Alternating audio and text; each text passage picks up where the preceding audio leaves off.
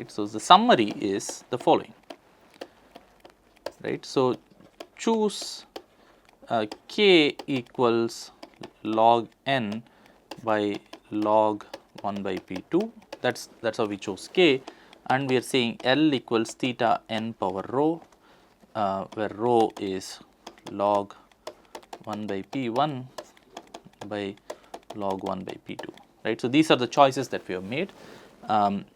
This implies the true positive rate that we calculated earlier was 1 minus e power minus theta, and the false positive rate that we calculated is theta times n power rho.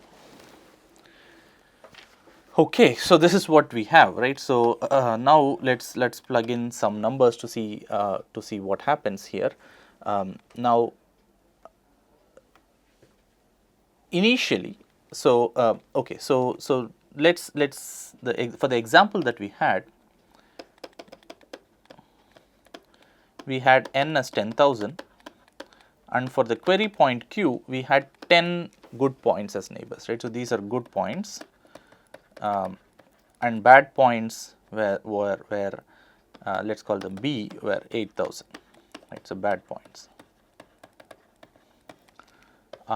And now, if I use this hash function with this choice of k and L, we have found out the true positive rate and false positive rate. So, we are going to get, let us say I set theta as 2, right. So, if theta is 2, I make that choice. So, then the true positive rate is going to be 1 minus e to the minus 2, which is like 0.86, right. So, which means that number of good points that gets hashed is 10 into 0.86 on an average, which is something like 8.6, which is, let us say, something like 9, right. So, somewhere between 8 to 9. Now, the interesting thing is number of bad points that will get hashed is 2 times n power rho, and this is the critical thing, right. So, now 2 times n power rho is the number of bad points that will get hashed, and what is rho? Well, rho is log 1 by p1 by log 1 by p2, and this will make all the difference, right. So, for our family, remember p1 was 0.8 and p2 was 0.4, that's where we started, right. And which means rho is log 1 by 0.8 by log 1 by 0.4, and if you calculate this will be something like 0.2435. So, which means then the number of bad points is going to be 2 into n power rho, which is 2 into n power 0.2435. Well, n is 10,000, so this is 2 into 10,000 power 0.2435. Well, 10,000 power 0.2435 is roughly 10. So, this is, I mean, you can do the calculation. So, this is 2 into 10, which is about 20. So, now finally, what we have is that, we have a hash function which map for any query q, matches roughly 9 out of 10 good points, and it will have something like 20 out of 8,000 bad points, and that is perfectly fine, right. So, the total number of matches is going to be then 9 plus 20, roughly around 30, and I do not mind doing 30, nearest 30 distance calculations, right. So, now let us go back and see where we started, right. So, we started with 0.8 comma 0.4, in which case you originally had to do something like 3,208 searches, and then if I just control the false positive, so then this became 0.10 something 24 0.0001, where you would have to do just 3 calculations, but then the chance of missing the nearest neighbor is much higher, whereas now what we have is like kind of hit the sweet spot, where we have something like 9 out, so 29 out of the total 8,010, right? So 8,000 bad points plus 10 good points, 9 out of 10 in the good guys, and 20 out of 8,000 for the bad guys, right? So that's what we have kind of ended up getting, right? So and that's a great thing, right? So so if we can do the calculation for what the true positive rate would be. This would be something like 0.86, I guess. This is 0.86, and the false positive rate itself, if you want to calculate, so then that would be theta n power rho minus 1. So this is by, I have to divide this by another n, so that would be 20 by 10,000, which would be 2 by 100.0, something like this, right? So 2 by 1000, so 0.002, which is a very good balance between both the true positive and the false positive rates, right? So what we have then done is we have taken a basic hash function today, and then we have converted it into like a composite hash function, where we combine k different hash functions, and then to get one table, and then we compute L different tables, and now we get very good true positive rates and very good false positive rates. Now, couple of things here, right? So the main thing, so to say, of all the reason why all this worked is because it critically depends on this parameter rho, right? So and why do I say that? I can't emphasize this more, because it controls the true positive rate. That's one thing, right? So it has direct effect on the true positive rate, because it is theta times n to the rho, right? So n to the rho minus 1, that's the true positive rate. So this controls the true positive rate, but more than that, it also controls, this controls true positive rate, it also controls the query complexity.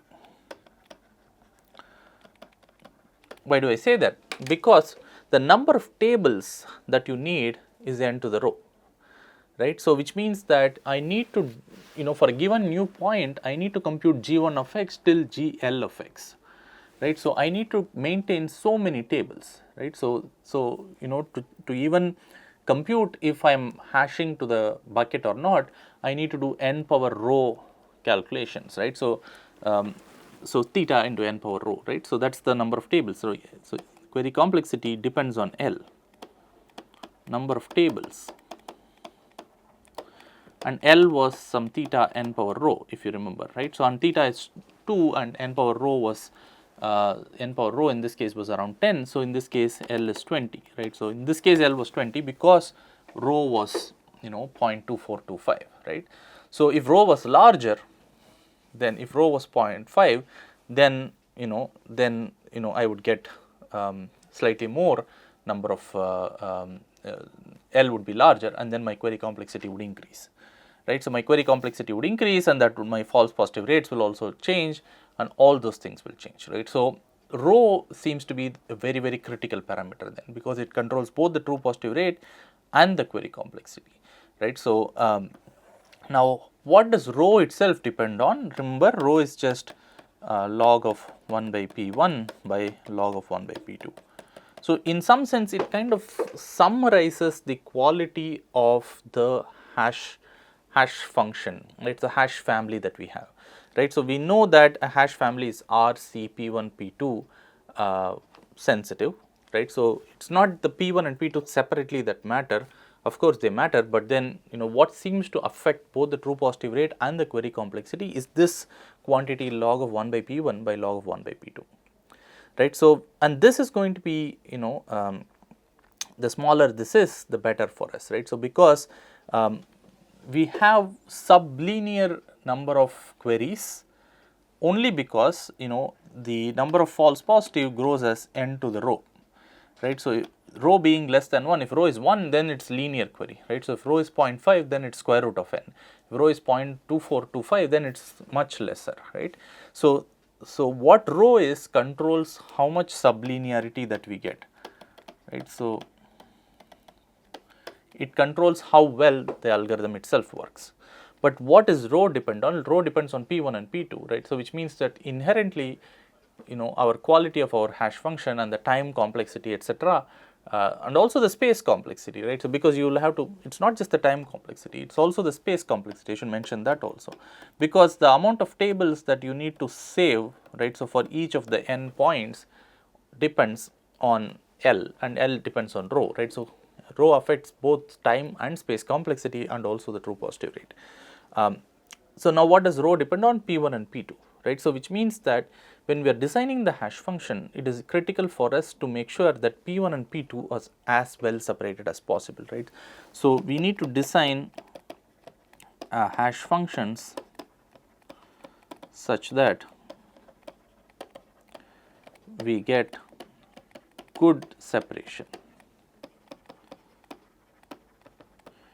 between P1 and P2.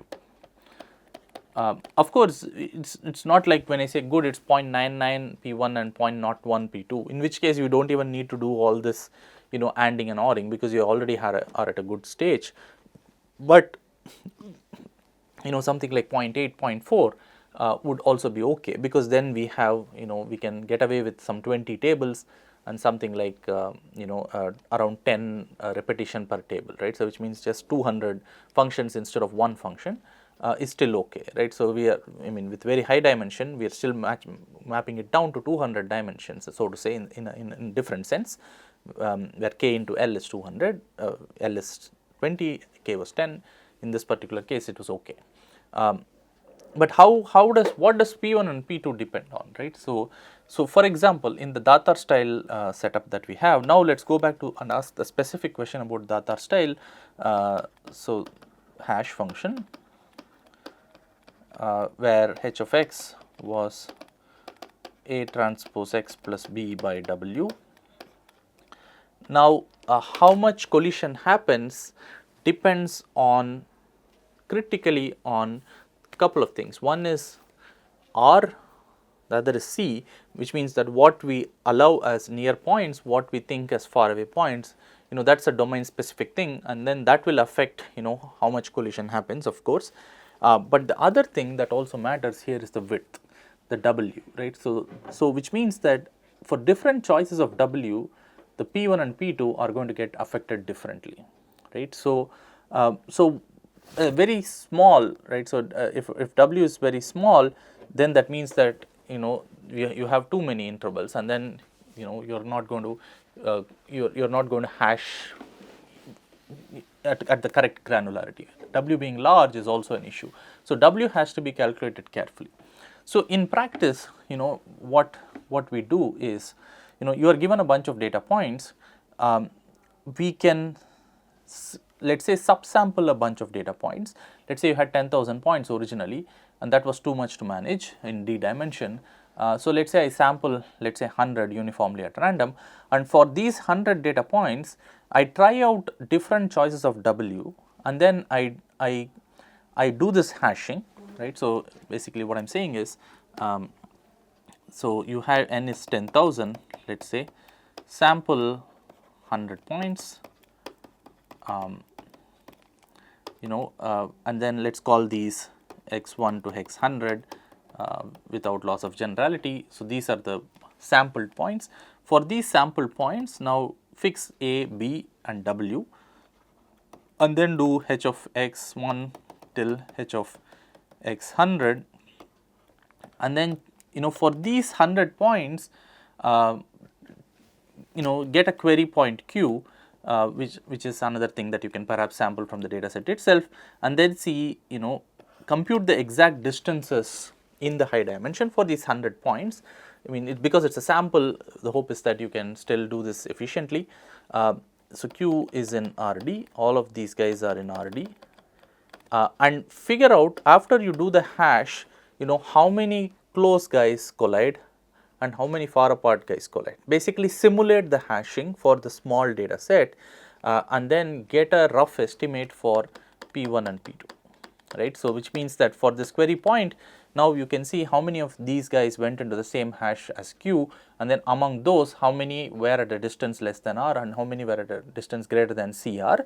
So you can calculate that. You can essentially simulate the entire hashing mechanism for this small data set, and then compute the fraction of good points and compute the fraction of bad points that fell in let's say out of, for Q, let's say x1 to x15 were good points, but then when you did the hashing only x1 to x10 fell in the hash, then that's like 2/3, your P1 would be 2/3, right. So similarly P2 you can calculate for this data set.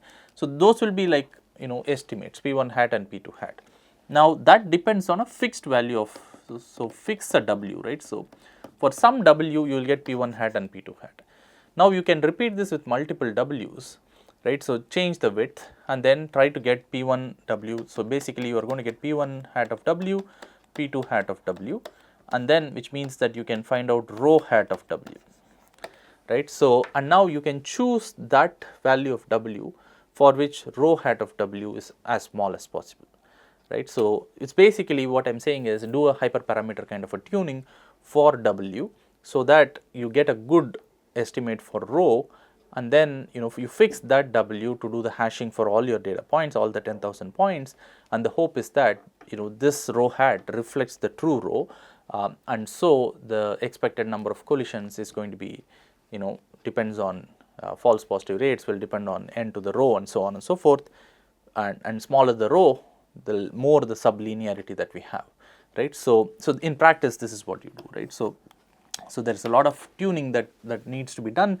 depending on the hash family that we choose, and once you fix the hash family we carefully tune it so that you know the rho value is as small as possible, right. So what you have in hand might be different for different hash families. In this case it's the width that we are tuning, and if you choose a different set of random functions it might be something else, but here I mean in practice for data style hash functions the width is what you will carefully tune so that the rho is tuned, and once the rho is tuned you have a good hunch as to you know how many points you would expect to collide, and that would determine the query complexity and at runtime, right. So it will determine the space complexity, it will determine the time complexity, it will determine the true positive rates, false positive rates, everything, right. So it is important, it's very critical to choose this carefully by doing careful hyperparameter tuning.